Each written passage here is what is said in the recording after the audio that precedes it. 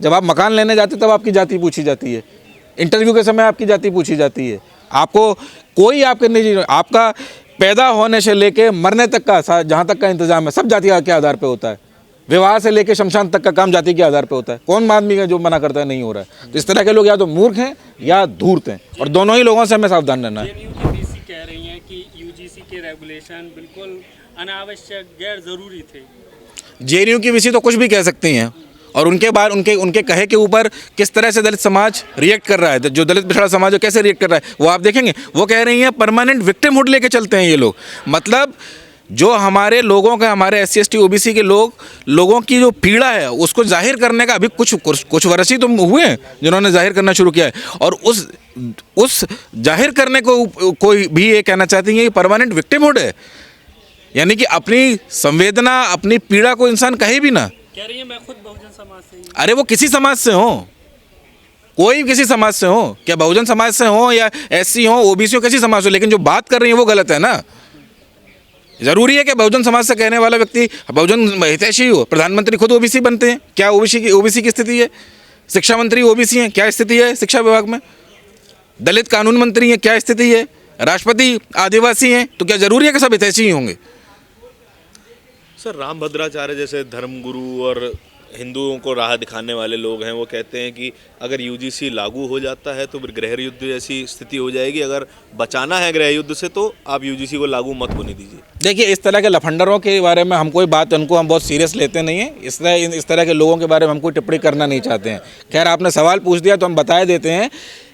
मने आप मार खाते रहें तब तक गृह युद्ध नहीं हो रहा है, आप पिटते रहें तब तक गृह युद्ध नहीं हो रहा है, आप फांसी लगा लें तब तक गृह युद्ध नहीं हो रहा है, आपको थूक चटवाया जा रहा है तब तक गृह युद्ध नहीं हो रहा है। अगर आपने अपने हक हुकूक के लिए ज़रा सी आवाज़ उठा ली तो आप बताएंगे हमको गृह युद्ध हो जाएगा?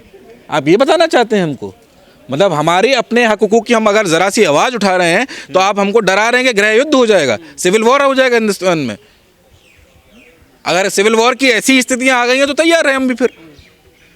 लेकिन सर, एक समाज में एक इनसिक्योरिटी तो अब देखने को मिल रही है कि जो भी SC समाज के साथ, दलित समाज के साथ जो गलत हुआ है उसका अब खामियाजा भरना पड़ेगा, अब उसकी कीमत चुकानी पड़ेगी। अब जो भी व्यक्ति, अगर ये ताकत SC समाज के पास, OBC समाज के पास आ जाती है तो फिर कुछ लोग ऐसे भी हो सकते हैं जो वापस करेंगे या फिर कंप्लेंट इस तरह की करवाएंगे।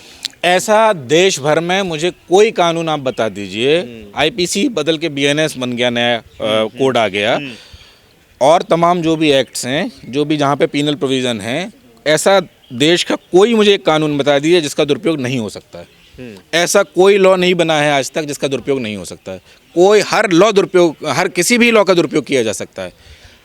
हर लॉ में ये संभावना होती है कहीं ना कहीं उसका थोड़ा बहुत दुरुपयोग हो सके। क्या उस दुरुपयोग की ज़रा सी संभावना की वजह से कोई कानून लाया ही नहीं जाएगा?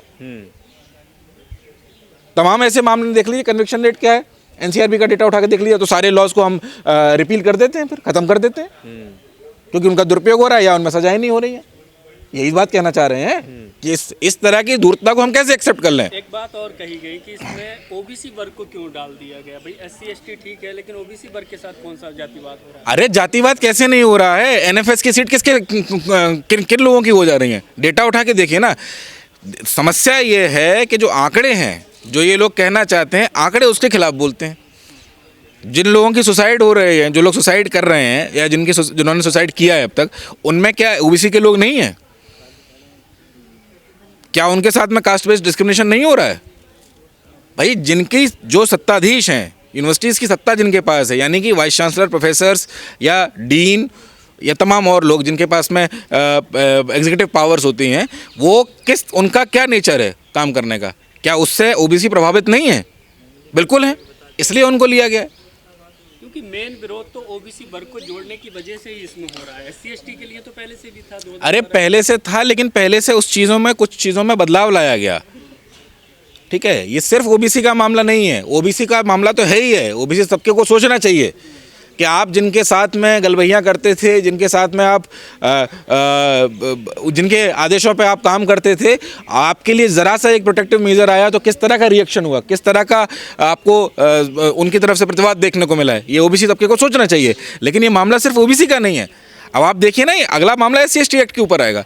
क्या हम लोगों ने 2018 में नहीं देखा था? पूरा देश उतरा तब जाके SC/ST एक्ट के प्रोविजंस वापस हुए, रिस्टोर हुए। रोस्टर के टाइम पे हमने नहीं देखा था क्या? तो हमको सब समझ में आ रहा है। आपको ये समझना होगा कि कोई भी कानून है, कोई भी रेगुलेशन है, कोई भी मसला इस तरह का है, उसमें सुधार किए जा सकते हैं, चेंजेस किए जा सकते हैं, कुछ भी हो सकता है। लेकिन जिस ग्राउंड को लेके पूरा माहौल तैयार किया, हम उस माहौल की खिलाफत करते हैं। जिस तरह से ये पूरा माहौल एक वर्चस्व दिखाना चाहता है, ये आपको ये दिखाना चाहता है कि तुम्हारी हैसियत नहीं है कि तुम एक छोटी सी चीज भी मांग कर देखो। हम ये बताना चाहते हैं कि जरा सा एक पॉजिटिव एक डायरेक्शन में एक छोटा सा कदम भी उठाता, उससे इतनी वर्चस्वधारियों को, इस देश की जातिवादियों को इतनी समस्या हो गई कि मानो आसमान खड़ा कर दिया हो, आसमान जमीन पर उतर आया हो, ऐसी समस्या हो गई। और कोई, आप मुझे बता दीजिए कि एक ब्रेड की दुकान बंद नहीं हुई थी, एक अंडे की ठेली नहीं हटी थी, लेकिन ऐसा माहौल बना दिया गया मीडिया पर जैसे मान लीजिए कि देश में दंगे होने लग गए हों। और उस माहौल की वजह से जो नतीजा आया, हम उसके आगे बात करना चाहते हैं। डायरेक्शन जो रेगुलेशंस थे, रेगुलेशंस नाकाफी थे, उनमें बहुत सुधार की जरूरत है, ये बात सच है। लेकिन जिस तरह से वो बताया गया कि किसी एक तबके को ये खत्म कर देंगे या डिस्क्रिमिनेट कर देंगे, उनका जीना दूभर कर देंगे, इस तरह का तो बिल्कुल नहीं था मामला। सुप्रीम कोर्ट तो इसको ऐसे समझ रहा है ना कि आप जिस तरीके की भाषा उसकी थी कि एक कम्युनिटी को पहले से ही एक ऑपरेसर मान लिया गया, पहले से ही दोषी मान लिया गया इस गाइडलाइंस में। अरे किसी कम्युनिटी का नाम नहीं लिया गया ना, उसमें किस जाति का नाम है भाई? जो वंचित तबका है, SC/ST OBC, उसका वो वंचित है तभी तो उसके लिए बनाया गया है गाइडलाइंस। जो वंचित होगा उसी के फेवर में कुछ ना कुछ बनेगा ना, उसी को प्रोटेक्ट किया जाएगा ना। संस्थानों पर किसका कब्जा है? 2018 तक एक भी OBC प्रोफेसर नहीं था, एक भी OBC एसोसिएट प्रोफेसर नहीं था 45 सेंट्रल यूनिवर्सिटीज में। आज भी डेटा कितना है? 45 सेंट्रल यूनिवर्सिटीज में कितने वाइस चांसलर OBC हैं, SC/ST हैं? 38 वाइस चांसलर अपर कास्ट हैं। राइट। तो ये आप क्या बता रहा है? डेटा क्या कह रहा है आपका? सुसाइड हो रहे हैं, वो सुसाइड जिनके हो रहे हैं, 118% की वृद्धि हुई है। UGC का अपना डेटा है ना। ये सुसाइड कौन लोग थे? ये भी तो कह रहे हैं कि नंबर ऑफ यूनिवर्सिटीज बढ़ी है, नंबर ऑफ स्टूडेंट्स बढ़ा है, तो इफेक्टिव डेटा 118% नहीं 60% के आसपास आएगा। अरे मैं कह रहा हूँ 60% है, 118% है, 70% है कौन वो लोग? छोड़ देते हैं। IIT में कौन लोग हैं जिनको सुसाइड करना पड़ रहा है? दर्शन सोलंकी कौन थे? पायल तड़वी कौन थे? रोहित वेमुला कौन थे? जो विक्टिम होगा, जो पीड़ित होगा, उसी के लिए कुछ ना कुछ प्रोटेक्शन के लिए लॉ लाया जाएगा ना। SC/ST एक्ट क्यों लेके लाया गया? क्या आप ऐसा माहौल हो गया है देश में कि इस देश में SC/ST के साथ में डिस्क्रिमिनेशन बंद हो चुका है? क्या कोई कह सकता है ये बात को?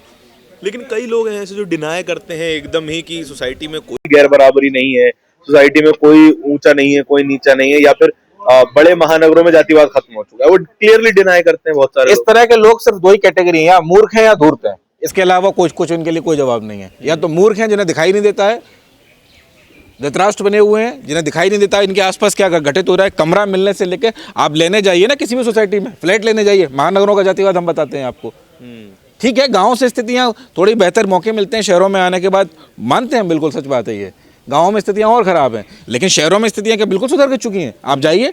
कहा गया कि हिंदुओं में इससे विभाजन होगा और ज़्यादा बंटवारा होगा, जाति की खाई बढ़ेगी। तो विभाजन तो पहले से है, क्या विभाजन नहीं है? विभाजन रेगुलेशन के आने से है, या रेगुलेशन इसलिए आया है क्योंकि विभाजन है? सवाल ये है, विभाजन था इसलिए ये रेगुलेशन लाने पड़े, ताकि जो विभाजित सोसाइटी में जो लोग नीचे तबके पे हैं वो उनका डिस्क्रिमिनेशन थोड़ा सा रोका जा सके, इसलिए ये रेगुलेशन लाए थे। एक कदम था छोटा सा, ऐसा रिएक्शन उसमें दे दिया जैसे पहाड़ उठ गया हो। आगे की आपकी रणनीति क्या है? 25 फरवरी को कॉन्स्टिट्यूशन क्लब में एक कन्वेंशन आयोजित किया जा रहा है दिल्ली में 3 बजे से। उस कन्वेंशन में तमाम मुअज़्ज़िज़ लोग आ रहे हैं, बहुजन तबके के तमाम इंटेलेक्चुअल्स वहाँ पहुँचेंगे और वहाँ पर इस विषय पे बात रखी जाएगी। उसके बाद देश भर में इस आंदोलन को तेज करने के लिए हम लोगों ने समता संघर्ष समिति बनाई है, जिसमें मैं भी सदस्य हूँ और तमाम लोग भी हैं। और ये समिति देश भर के तमाम लोगों को इस आंदोलन से जुड़ने का काम करेगी। और इस पर सिर्फ और सिर्फ रेगुलेशन नहीं, एक सेंट्रल एक्ट, एक केंद्रीय कानून की ज़रूरत है। जैसे रोहित वेमुला कानून कर्नाटका में पेश हुआ था, उस तरह का एक कानून बनाने की ज़रूरत है और उसकी लड़ाई मजबूती से लड़ी जाएगी।